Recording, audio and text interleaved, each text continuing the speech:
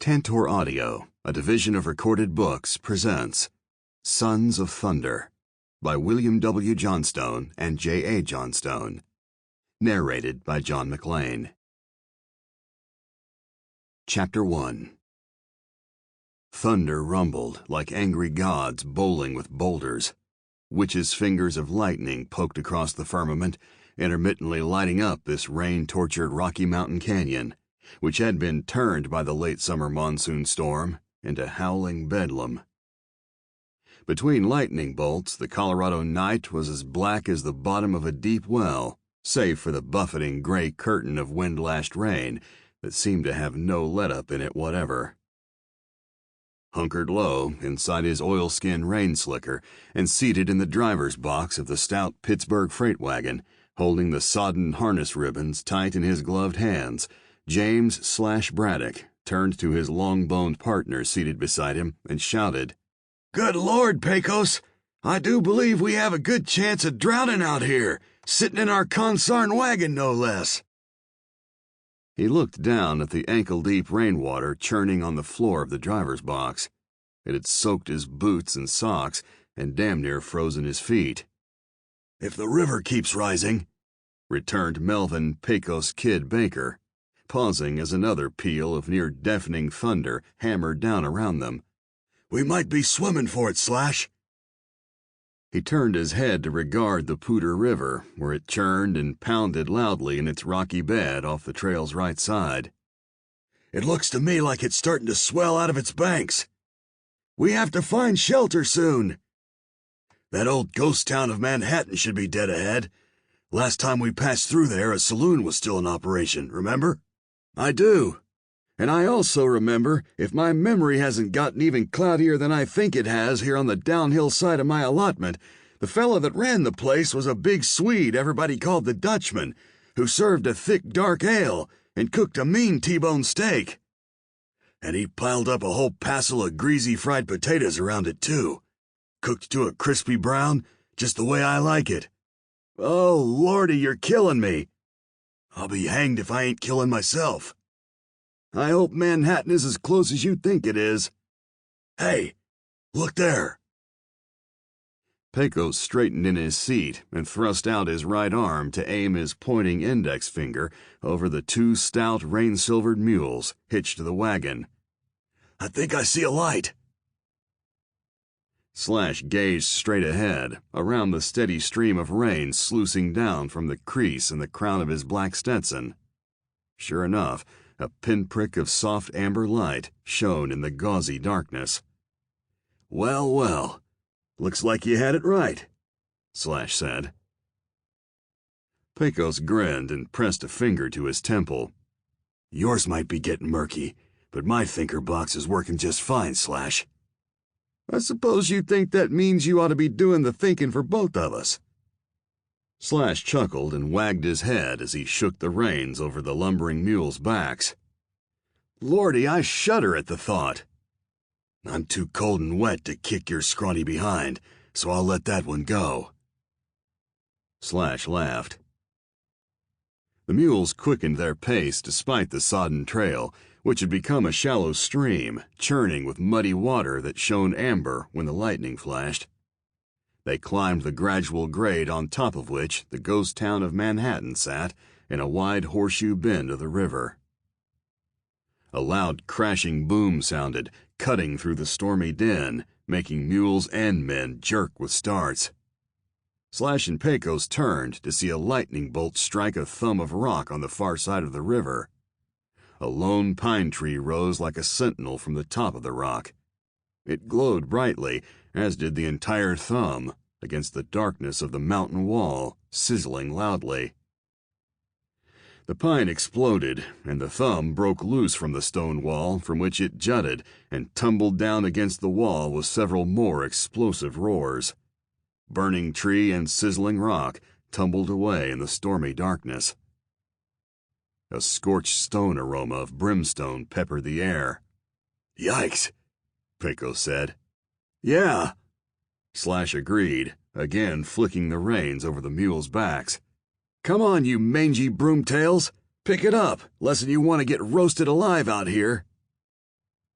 Mules, wagon, and men flattened out at the top of the rise, and the 2 rows of mostly vacant and eerily dark business buildings of old Manhattan, a rollicking gold camp just a few short years ago, pushed up around the wagon. The only building with lights in its windows shone dead ahead, on the street's left side. That would be the Dutchman's place. "Should be an old barn up here on the right," Pecos said. Slash swung the mules over to the large log barn standing tall and dark and doorless on the right side of the street, between a boarded-up bordello with a tumble-down front stoop and a boarded-up barber shop, its once colorful pole having faded to gray. Slash hazed the mules on into the barn, and as the wagon followed them in, the rain stopped lashing him and his partner, though the storm continued hammering the old building and echoing around inside the cave-like interior. The smell of moldy hay and ancient ammonia touched the 2 men's nostrils. The mules brayed uncertainly. The 2 men, former outlaws turned freighters, when they weren't working as unofficial federal lawmen for the devilish scalawag Chief Marshal Luther T. Bleed-em-so Bledsoe that was, clambered stiffly down from the wagon. In their late 50s, neither man was as young as he used to be, and they felt the weight of their years, especially during cold, rainy spells like the one they were enduring this night in the Front Range, west of their hometown of Camp Collins in northern Colorado. They delivered a load of supplies to a gold mine at the west end of Poudre Canyon, and they'd expected to be home by now. The storm had slowed them down considerably. As the 2 men unhitched and tended the mules, first rubbing them down and then feeding and watering them, Slash couldn't help thinking of his lovely bride, the former J.C. Breckenridge, who was waiting for him back in their second-floor suite of the saloon/gambling parlor/brothel that Jay owned in Fort Collins. "What are you grinning about?" Slash turned to his partner, who was opening a stall door at the rear of the barn. "Huh? What are you grinning about?" Slash led the second mule toward where Pecos was leading the first mule into the stall, the clumping of the mule's hooves on the hard-packed earthen floor, all but drowned by the rain, wind, and thunder battering the old barn, making the roof leak in places and the timbers creak. "I didn't know I was grinning." "Like a jackass with a snoot full of cockleburs. Never mind. I know what you were grinning about. Or should I say who you were grinning about?"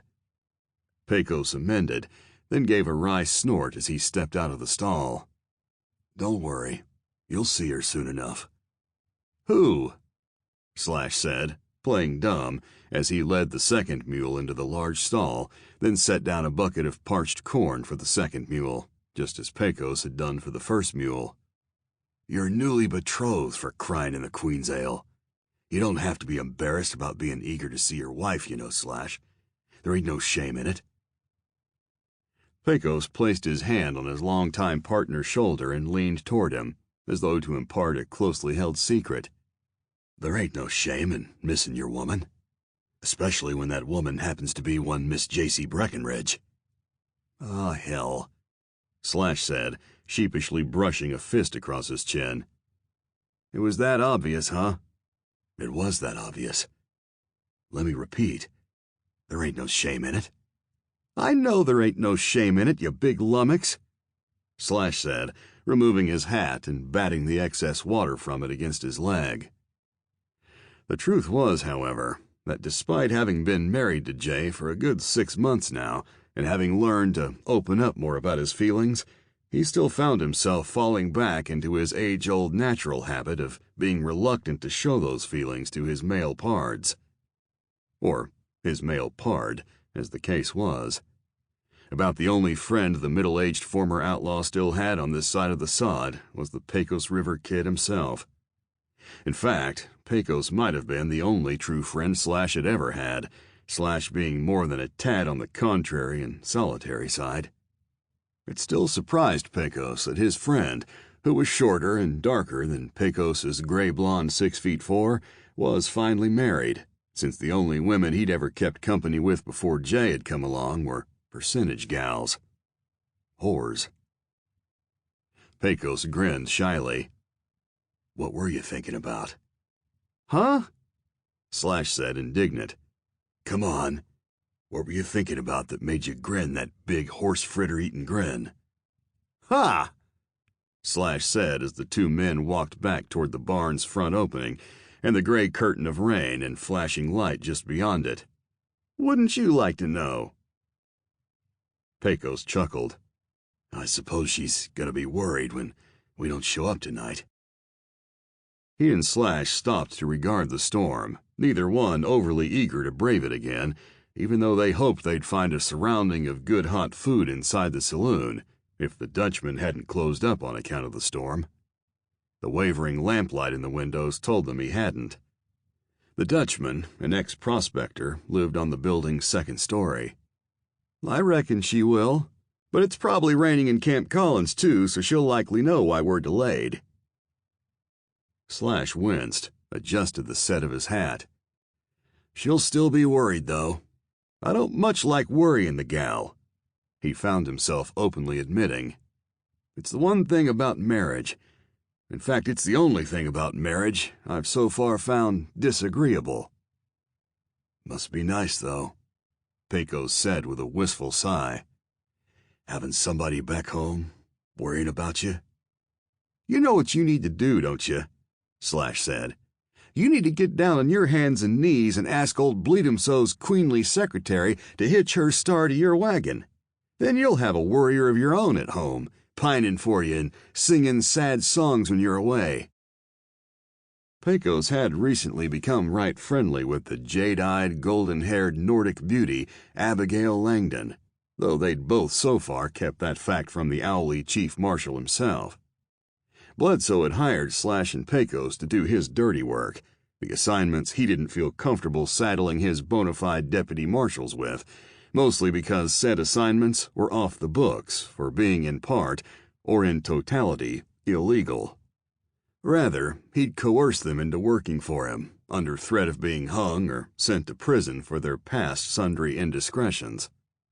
But their working for him didn't mean he approved of either former cutthroat. As a deputy U.S. Marshal once himself, Bledsoe had chased the pair and their former gang, the Snake River Marauders, from Canada to Mexico and back again several times without running any of them to ground. He had also taken a bullet from Slash several years back. It had been an inadvertent bullet, a ricochet, but the Blue Whistler had confined the nasty old gent to a pushchair just the same. When and if Slash and Pecos went down in a hail of hot lead during the implementation of one of the chief marshal's dangerous assignments, the colicky old federal would shed no tears at their funerals. If Bledsoe ever found out about me and Abigail, and if we tied the knot he would, he'd shoot us both, Pecos said. Me, I deserve a bullet. Hell, a bullet's too good for me. But I wouldn't want that fate to befall dear Abigail. Pecos gave his big head a sad wag. Nah, we'll just have to keep meeting in secret until she finds someone younger and more upstanding. Well, that shouldn't be too hard. Slash grinned. You're damn lucky I'm too cold and wet and hungry to whoop your ass. You'd have to catch me first, you big lummox. Speaking of hunger, come on, partner, Slash said, pulling his hat down tight and lifting the collar of his rain slicker. Let's go say hi to the Dutchman. The two former bank and train robbers ran into the rainy street. Chapter 2. Slash and Pecos entered the Dutchman's saloon in the nick of time, for even though it was only 9 o'clock, the big, blond, long-limbed, and bony Scandinavian had written off any further business this stormy night and was about to blow the lamps out and head upstairs to his living quarters. He was all smiles to see some company and badly needed business, however, for it had been a quiet several days. After giving the two freighters the key to a room they would share upstairs, where he had 5 to rent, he hustled back into the kitchen to stoke his stove and fry up a couple of big T-bones and a cast-iron skillet of his signature potatoes, which he cultivated himself in an irrigated garden behind the saloon. Slash and Pecos chose a table close to the fully stoked and pleasantly ticking pot-belly stove, draped their rain slickers over their chairbacks, and sat down to nurse the 2 frothy dark ales the Dutchman had drawn for them. "Ah, shelter from the storm," Pecos intoned, lifting his mug to suck some of the froth from the rim of his mug. "Nice quiet one. Just how I like it," Slash said. "The older I get, partner, the more peace and quiet I like. Lesson, of course, I'm snuggled under the bed covers with that good-looking gal of mine. Then forget the peace and the quiet." Sure, rub it in," Pecos groused before taking another sip from his dimpled schooner. "Sorry about that," Slash said with mock chagrin. "No, you're not." "No, you're right. I'm not," Slash said and chuckled. He loved nothing more than to torment his partner out of sheer deviltry. He sank back in his chair, enjoying the heat emanating from the stove and soaking deep into his cold bones, loosening the age-tender muscles. Now that he was inside and out of it, sitting by a warm fire, he even enjoyed listening to the drumming and whooshing of the storm, the dribbling of the rain down the sashed windows, and watching the intermittent flashes of the lightning. Peace and quiet at last. Good beer, even better food on the way, and a couple of warm beds waiting for him and Pecos upstairs. "Yes, sir," Slash remarked silently to himself. "You just can't beat it." Presently, the drumming of horses rose from the street, as did the shouting of several men.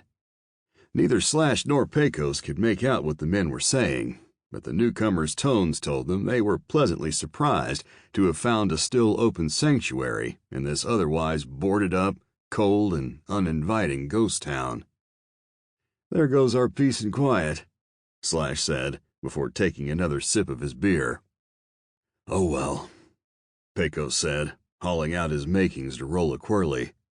"The Dutchman will be pleased as punch for the business." "I reckon."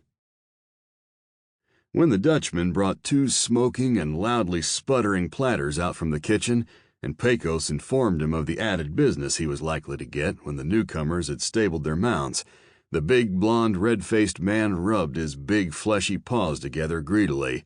"Ja, 'tis a good night after all." He clapped his hands together as he ambled around behind the big mahogany bar with an ornate back bar complete with leaded glass mirror. Ja, now we're talking." He rubbed his big hands on his apron and adjusted a couple of the glasses arranged in a pyramid on the bar before him. Meanwhile, Slash and Pecos tucked cloth napkins into their shirt collars and hunkered over their platters, eating hungrily. They were both a little over halfway through their steaks and potatoes when shouting sounded from outside again, men exclaiming in jovial tones, as though in celebration. A woman's cry was added to the din. Then another. Slash and Pecos looked up from their meals and exchanged curious frowns. The Dutchman said, waiting behind the bar, and now frowning toward the door as well. Boots thumped on the stoop. "Last one inside's a rotten egg," a man shouted just outside the door. The door opened abruptly, fairly flying open, as a man entered with a young woman draped over his right shoulder. She wore a sodden dark blue dress which clung to her legs like a second skin. She was kicking those legs desperately, struggling inside the grasp of the man who carried her on his shoulder as though she were a 50-pound sack of oats. The dress's hem was pulled up to reveal soaked pantaloons, also clinging to the young woman's slender legs. The man was grinning beneath the brim of his high-crowned black hat, from which rain dripped liberally. He was a short, broad-chested man in his middle 20s, with a red mustache and side whiskers, and twin Colts holstered on his hips, beneath a pale linen duster as wet as the dress of the girl on his shoulder. Another taller man followed him into the saloon, with yet another young woman draped over his own right shoulder. Both girls. Yeah, that was what they were, girls of maybe 16 or 17, Slash judged, complained loudly and kicked their legs and futilely slammed their clenched fists against the backs of the men carrying them. The men only whooped and laughed. The smaller, red-mustached gent glanced at the Swede standing behind the bar and said, "Hope you got beds upstairs, partner, 'cause that's where we're headed." The taller man whooped loudly and followed the small man and his own unwilling cargo toward the narrow staircase rising at the room's rear. "Stop!" bellowed the plump blonde in a lemon-yellow dress who was draped over the taller man's shoulder. "Put me down! Oh, please put me down this instant! You're hurting me!" As the men and the two complaining girls passed Slash and Pecos' table, the two cutthroats turned freighters shared expressions of mute exasperation. Slash, seated facing the front of the room, started to rise from his chair and protest the girls' ill treatment, but froze halfway up from his chair when he saw several more men enter the saloon, all wearing either soaked canvas dusters or rain-beaded oilskin slickers. They kept coming in, talking and laughing and swatting their hats against their legs, dislodging moisture, until a total of 8 men had entered, including the two now mounting the stairs behind Slash. What had stayed Slash's rise from his chair was not only the number of men entering the Swede's watering hole, but also the fact that 3 of the newcomers were carrying Winchester carbines. The others were armed as well. Slash could see a few holstered guns, and even a couple of sheathed knives inside unbuttoned dusters, or he could see the telltale bulge of said armaments behind buttoned dusters and slickers. These fellows were armed for bear. Not possessing a suicide bent, Slash sank back into his chair as the other men favored him and Pecos with passing glances. The last newcomer to enter slammed the door on the continuing storm and followed the others to the bar. "Gotta be $50,000, fellas," announced one of the 6 heading for the bar, patting a swollen pouch of the saddlebags draped over his shoulder. $50,000 if there's a dime." "Sure enough," said another. "I couldn't believe my eyes when we blew the lock off that strong box and opened the lid. Holy thunder, what a motherload of greenbacks and coins." The speaker slapped the shoulder of the portly, shaggy-headed, bearded man bellying up to the bar beside him. They turned to the Swede, who was eyeing them with an uncertain smile on his broad mouth, and slapping the bar, loudly ordered whiskey and beer. Slash and Pecos shared another look. This time, a knowing look. Pecos still held a thick bite of steak and a couple of crispy potatoes impaled with a fork halfway between his plate and his mouth, having frozen in that position when he'd first heard the girls yell. It was obvious to both former train and bank robbers that the newcomers were outlaws who'd recently taken down a stage, plundered the strongbox, and kidnapped the 2 young women, a pair of unlucky passengers aboard the coach when the tough nuts had struck. Now, those unlucky girls were upstairs with 2 of the outlaws, with the rest no doubt soon to follow, and the girls' luck was likely heading even farther south. The obvious question was voiced by Pecos, albeit in a register that couldn't be heard above the celebratory outlaws' jovial din over their run of good luck. "What are we gonna do about this, Slash?" Slash winced as he cut into his meat with a serrated knife, trying to at least make a casual show of continuing his meal. "I'm open to suggestions." He cut his eyes to the men at the bar, who, with the exception of 2 standing sideways to it, had their backs to him and Pecos. "The rough-tails ain't paying us any attention at all." Pecos swung his head for a quick look. "That's 'cause they're young and we're old. They ain't afraid of us." Slash glanced sidelong at the celebrating firebrands, one of whom had poured the loot out onto the bar and was loudly counting it with the help of one of his pards. "No damn respect," the former robber said through an angry snarl. "Probably think we've been freighting all our lives."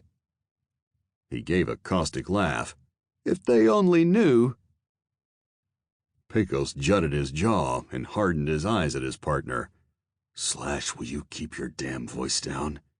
If they knew who we were, they'd likely have opened up on us by now, filled us so full of lead we'd rattle when we walked. A little respect. That's all I ask.